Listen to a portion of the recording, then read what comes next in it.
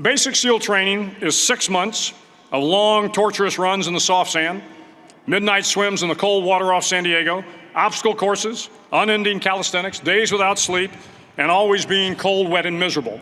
It is 6 months of being constantly harassed by professionally trained warriors who seek to find the weak of mind and body and eliminate them from ever becoming a Navy SEAL. But the training also seeks to find those students who can lead in an environment of constant stress, chaos, failure, and hardships. To me, basic SEAL training was a lifetime of challenges crammed into 6 months. So here are the 10 lessons I learned from basic SEAL training that hopefully will be of value to you as you move forward in life. Every morning in SEAL training, my instructors, who at the time were all Vietnam veterans, would show up in my barracks room, and the first thing they'd do was inspect my bed. If you did it right, the corners would be square, the covers would be pulled tight, the pillow centered just under the headboard, and the extra blanket folded neatly at the foot of the rack. It was a simple task, mundane at best, but every morning we were required to make our bed to perfection. It seemed a little ridiculous at the time, particularly in light of the fact that we were aspiring to be real warriors, tough, battle-hardened SEALs. But the wisdom of this simple act has been proven to me many times over. If you make your bed every morning, you will have accomplished the first task of the day. It will give you a small sense of pride, and it will encourage you to do another task, and another, and another. And by the end of the day, that one task completed will have turned into many tasks completed. Making your bed will also reinforce the fact that the little things in life matter. If you can't do the little things right, you'll never be able to do the big things right. And if by chance you have a miserable day, you will come home to a bed that is made, that you made. And a made bed gives you encouragement that tomorrow will be better. So if you want to change the world, start off by making your bed. During SEAL training, the students are all broken down into boat crews. Each crew is 7 students, 3 on each side of a small rubber boat, and 1 coxswain to help guide the dinghy. Every day, your boat crew forms up on the beach and is instructed to get through the surf zone and paddle several miles down the coast. In the winter, the surf off San Diego can get to be 8 to 10 feet high, and it is exceedingly difficult to paddle through the plunging surf unless everyone digs in. Every paddle must be synchronized to the stroke count of the coxswain. Everyone must exert equal effort, or the boat will turn against the wave and be unceremoniously dumped back on the beach. For the boat to make it to its destination, everyone must paddle. You can't change the world alone. You will need some help. And to truly get from your starting point to your destination takes friends, colleagues, the goodwill of strangers, and a strong coxswain to guide you. If you want to change the world, find someone to help you paddle. Over a few weeks of difficult training, my SEAL class, which started with 150 men, was down to just 42. There were now 6 boat crews of 7 men each. I was in the boat with the tall guys, but the best boat crew we had was made up of the little guys, the Munchkin crew, we called them. No one was over 5'5". The Munchkin boat crew had 1 American Indian, 1 African American, 1 Polish American, 1 Greek American, 1 Italian American, and 2 tough kids from the Midwest. They out-paddled, outran, and outswam all the other boat crews. The big men in the other boat crews would always make good-natured fun of the tiny little flippers the Munchkins put on their tiny little feet prior to every swim. But somehow these little guys from every corner of the nation and the world always had the last laugh, swimming faster than everyone and reaching the shore long before the rest of us. SEAL training was a great equalizer. Nothing mattered but your will to succeed, not your color, not your ethnic background, not your education, not your social status. If you want to change the world, measure a person by the size of their heart, not by the size of their flippers. Several times a week, the instructors would line up the class and do a uniform inspection. It was exceptionally thorough. Your hat had to be perfectly starched, your uniform immaculately pressed, your belt buckle shiny and void of any smudges. But it seemed that no matter how much effort you put into starching your hat or pressing your uniform or polishing your belt buckle, it just wasn't good enough. The instructors would find something wrong. For failing the uniform inspection, the student had to run, fully clothed, into the surf zone, then wet from head to toe, roll around on the beach until every part of your body was covered with sand. The effect was known as a sugar cookie. You stayed in the uniform the rest of the day, cold, wet, and sandy. There were many a student who just couldn't accept the fact that all their efforts were in vain, that no matter how hard they tried to get the uniform right, it went unappreciated. Those students didn't make it through training. Those students didn't understand the purpose of the drill. You were never going to succeed. You were never going to have a perfect uniform. The instructors weren't going to allow it. Sometimes, no matter how well you prepare or how well you perform, you still end up as a sugar cookie. It's just the way life is sometimes. If you want to change the world, get over being a sugar cookie and keep moving forward. Every day during training, you were challenged with multiple physical events: long runs, long swims, obstacle courses, hours of calisthenics, something designed to test your mettle. Every event had standards, times you had to meet. If you failed to meet those times, those standards, your name was posted on a list, and at the end of the day, those on the list were invited to a circus. A circus was 2 hours of additional calisthenics, designed to wear you down, to break your spirit, to force you to quit. No one wanted a circus. A circus meant that for that day, you didn't measure up.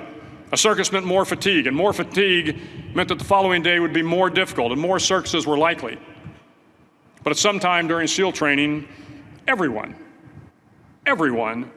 made the circus list. But an interesting thing happened to those who were constantly on the list. Over time, those students who did 2 hours of extra calisthenics got stronger and stronger. The pain of the circuses built inner strength and physical resiliency. Life is filled with circuses. You will fail. You will likely fail often. It will be painful. It will be discouraging. At times, it will test you to your very core. But if you want to change the world, don't be afraid of the circuses. At least twice a week, the trainees were required to run the obstacle course. The obstacle course contained 25 obstacles, including a 10-foot wall, a 30-foot cargo net, a barbed wire crawl, to name a few. But the most challenging obstacle was the slide for life. It had a 3-level, 30-foot tower at one end and a 1-level tower at the other. In between was a 200-foot-long rope. You had to climb the 3-tiered tower, and once at the top, you grabbed the rope, swung underneath the rope, and pulled yourself hand over hand until you got to the other end. The record for the obstacle course had stood for years when my class began in 1977. The record seemed unbeatable until one day a student decided to go down the slide for life head first.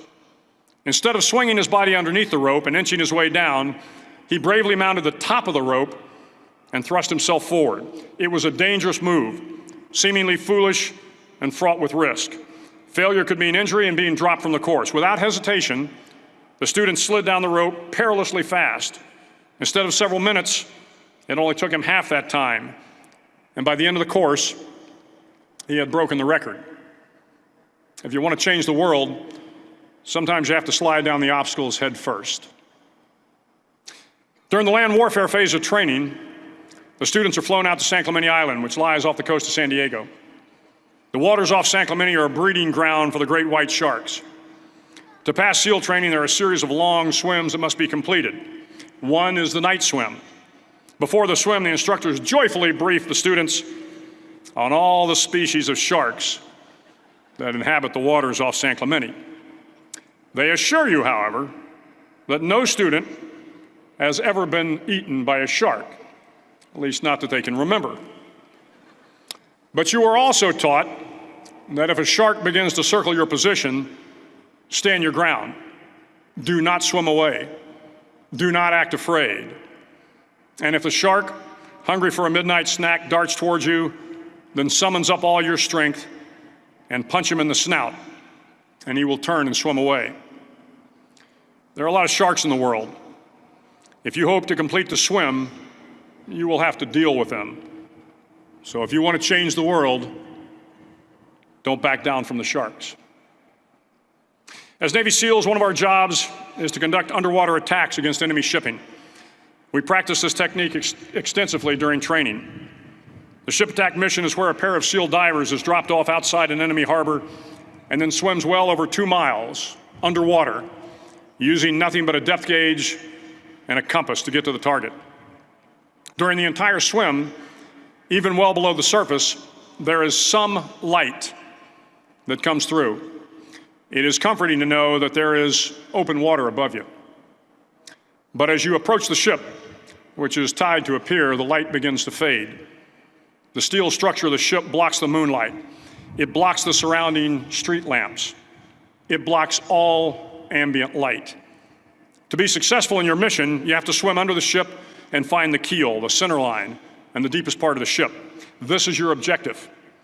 But the keel is also the darkest part of the ship, where you cannot see your hand in front of your face, where the noise from the ship's machinery is deafening, and where it gets to be easily disoriented, and you can fail. Every SEAL knows that under the keel, at that darkest moment of the mission, is a time when you need to be calm, when you must be calm, when you must be composed, when all your tactical skills, your physical power, and your inner strength must be brought to bear. If you want to change the world, you must be your very best in the darkest moments. The 9th week of training is referred to as Hell Week. It is 6 days of no sleep, constant physical and mental harassment, and one special day at the Mud Flats. The Mud Flats are an area between San Diego and Tijuana where the water runs off and creates the Tijuana Sloughs, a swampy patch of terrain where the mud will engulf you. It is on Wednesday of Hell Week that you paddle down to the Mud Flats and spend the next 15 hours trying to survive this freezing cold, the howling wind, and the incessant pressure to quit from the instructors. As the sun began to set that Wednesday evening, my training class, having committed some egregious infraction of the rules, was ordered into the mud. The mud consumed each man till there was nothing visible but our heads. The instructors told us we could leave the mud if only 5 men would quit. Only 5 men, just 5 men, and we could get out of the oppressive cold. Looking around the mud flat, it was apparent that some students were about to give up. It was still over 8 hours till the sun came up. 8 more hours of bone-chilling cold. The chattering teeth and the shivering moans of the trainees were so loud, it was hard to hear anything. And then one voice began to echo through the night. One voice raised in song. The song was terribly out of tune, but sung with great enthusiasm. One voice became 2, and 2 became 3, and before long, everyone in the class was singing. The instructors threatened us with more time in the mud if we kept up the singing, but the singing persisted. And somehow the mud seemed a little warmer, and the wind a little tamer, and the dawn not so far away. If I have learned anything in my time traveling the world, it is the power of hope. The power of one person, a Washington, a Lincoln, King, Mandela, and even a young girl from Pakistan, Malala. One person can change the world by giving people hope. So if you want to change the world, start singing when you're up to your neck in mud. Finally, in SEAL training, there's a bell. A brass bell that hangs in the center of the compound for all the students to see. All you have to do to quit is ring the bell.